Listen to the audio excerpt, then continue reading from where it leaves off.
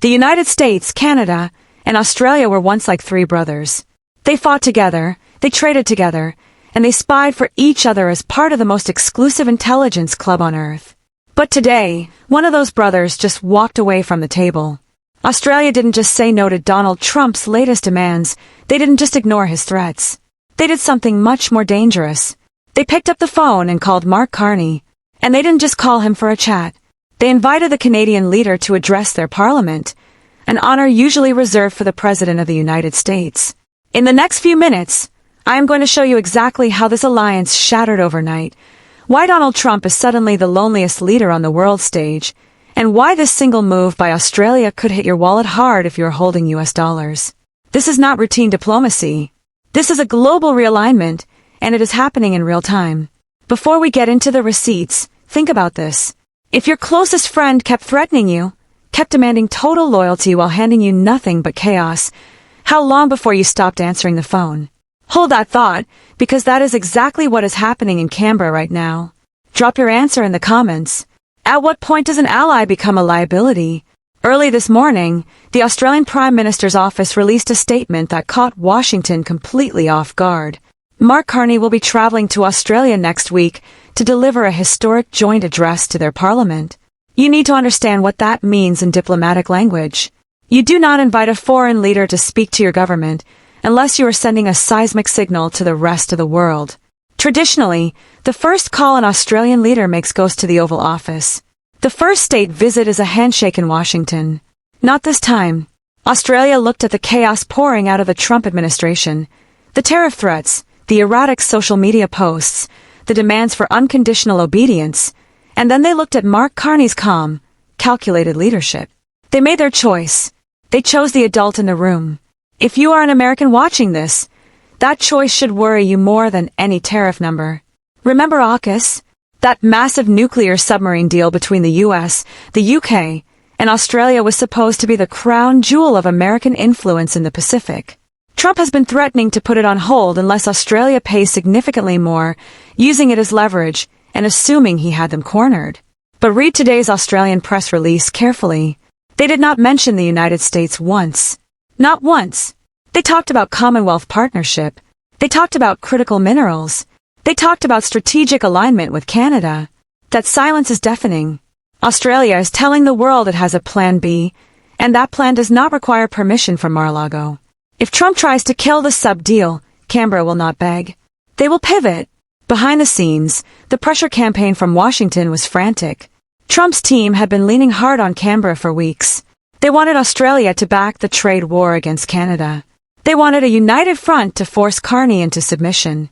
U.S. diplomats were making panicked calls right up until the announcement, telling the Australians not to invite Carney, to wait until the trade deal was settled, and not to embarrass the president. Australia ignored every one of those calls.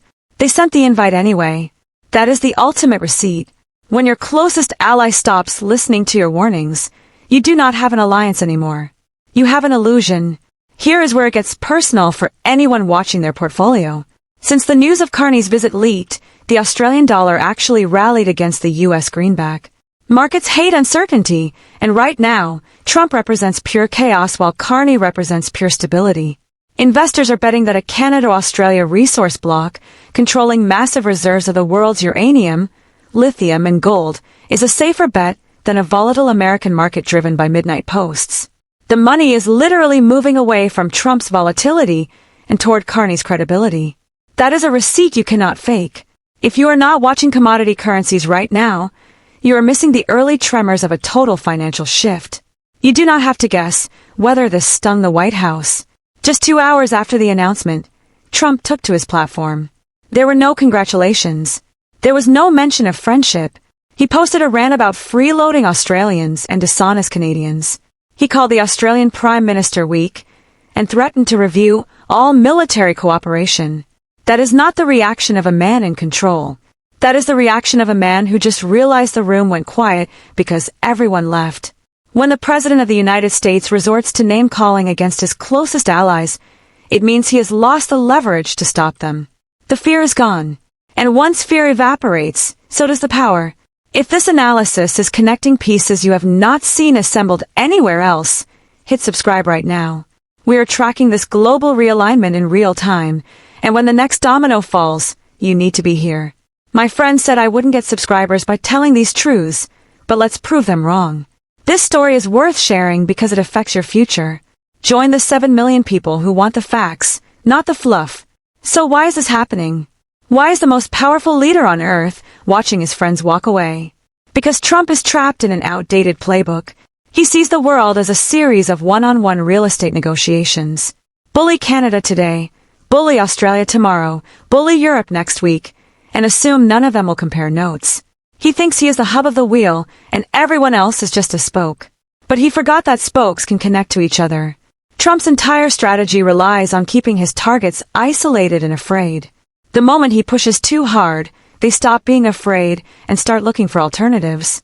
That is precisely what just happened on the other side of the Pacific. Look at the pattern because it is unmistakable. Trump escalated tariffs on Canadian steel, expecting Canada to fold. Instead, Carney called Europe. Trump threatened to pull security guarantees from NATO, expecting them to pay up. Instead, they started building independent defense pacts. Now Trump threatened Australia's trade access, expecting them to beg. Instead, they called Carney. Every single time Trump swings the stick, he does not get obedience. He gets fragmentation. He is literally driving his allies into each other's arms, assembling the very coalition he fears most, a network of countries that no longer feel they need Washington. That is not a show of strength. That is self-destruction on an installment plan. There is a difference between being tough and being powerful. Toughness is noise. Power is having people pick up the phone when you call. Right now, world leaders are letting Trump's calls go to voicemail because they know what is on the other end. Threats, demands, and instability.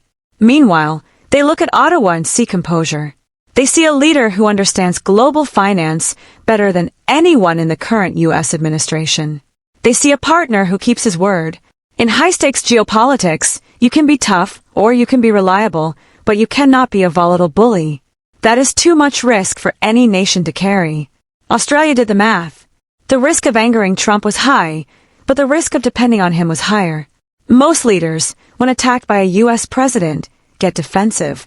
They wave the flag and try to look tough for the cameras. Carney did none of that. He did not launch a social media war. He went to work. Quietly, methodically, he began calling capitals that share Canada's frustration. Carney understands that power in the modern world is no longer just about who has the biggest aircraft carriers. It is about who controls the flow of critical resources and who writes the rules of trade. While Trump obsesses over tariffs, a 19th century weapon, Carney is building a 21st century network. Here is the part that should keep the Pentagon up at night.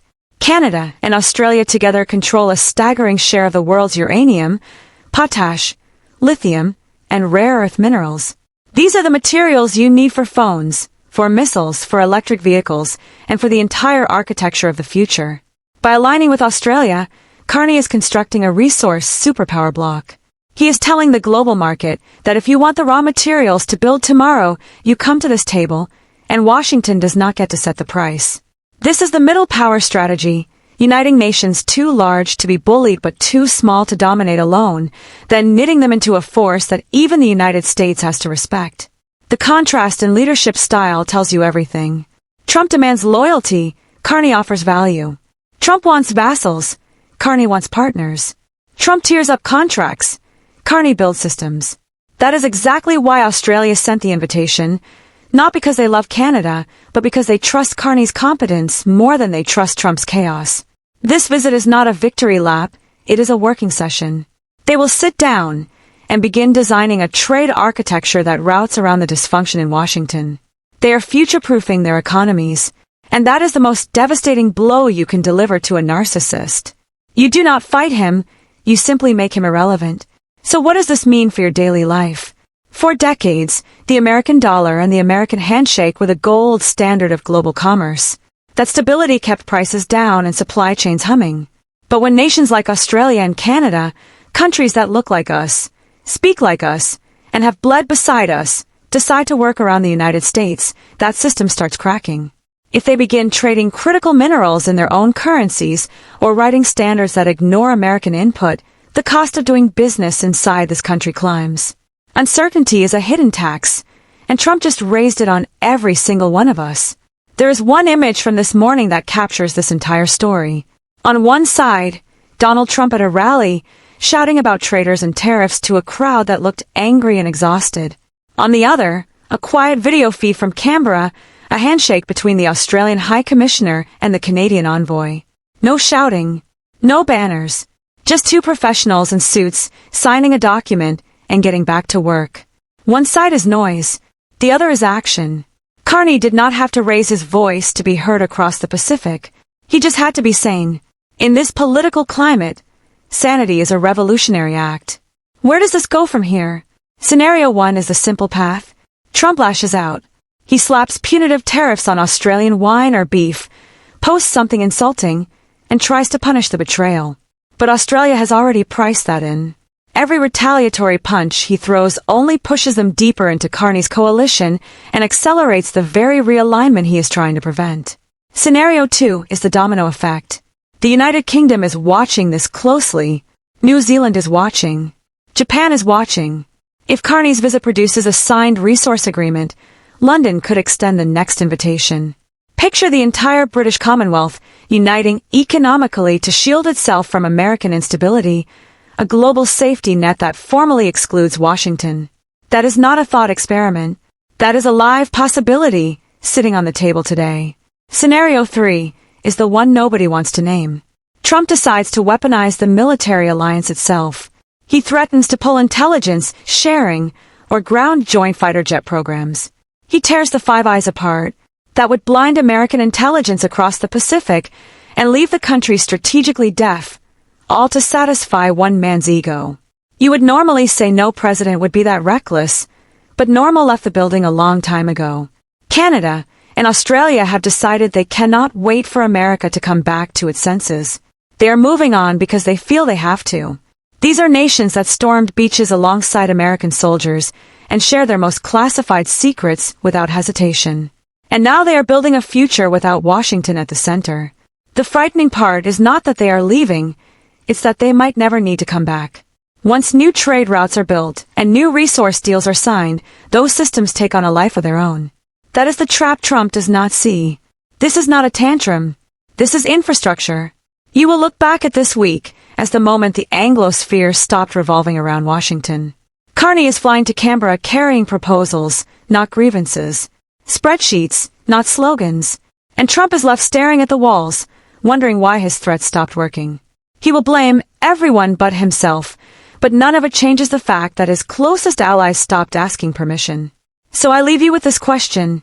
Did Mark Carney dismantle American influence, or did Donald Trump do that all by himself? Tell me in the comments.